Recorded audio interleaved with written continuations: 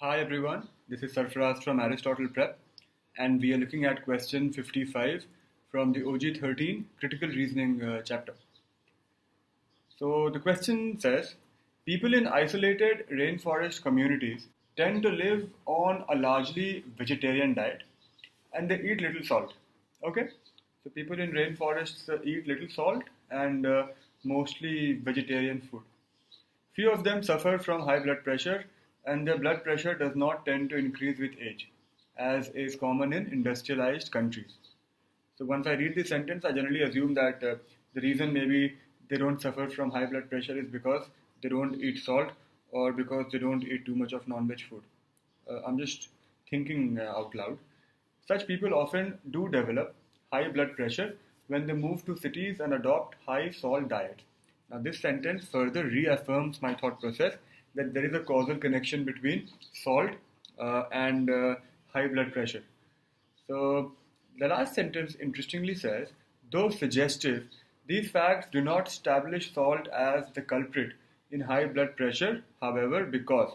So, just like I was thinking, maybe more people are thinking that salt is the reason for these people getting high blood pressure when they move to cities, but the last sentence says that is not the case. So, what goes in the blank will explain why salt is not the culprit. And how will it do that? It will do that by either giving me some other culprit, maybe some other food or lifestyle change that could be responsible. Basically, this argument is nothing but a causality. We are thinking X is causing Y. What goes in the blank has to be a Z that can also lead to Y, some other reason which can also lead to the same effect. So I'm looking at the options with that thought in mind. A says, genetic factors could account for the lack of increase of blood pressure with age among such people. But the point is, blood pressure does increase when they start eating salt. So why is salt not the culprit? B says, people eating high salt diets and living from birth in cities in industrialized societies generally have a tendency to have high blood pressure.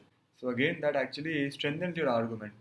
Doesn't give me another reason. So B is out. C says, it is possible to have a low salt diet while living in a city irrelevant. What is possible, not possible is not our concern. Our concern is whether there is a causal connection between salt and high blood pressure or not. D says, there are changes in other aspects of diet when such people move to the city. And that is the answer.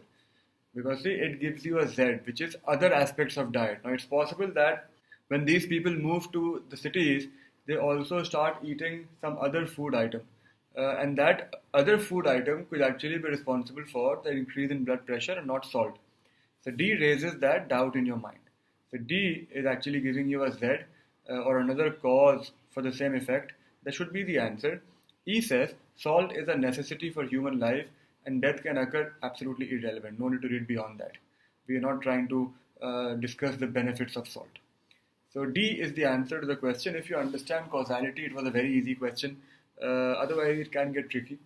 On a difficulty scale of 1 to 5, I would still give it no more than a 2.5 or a 3.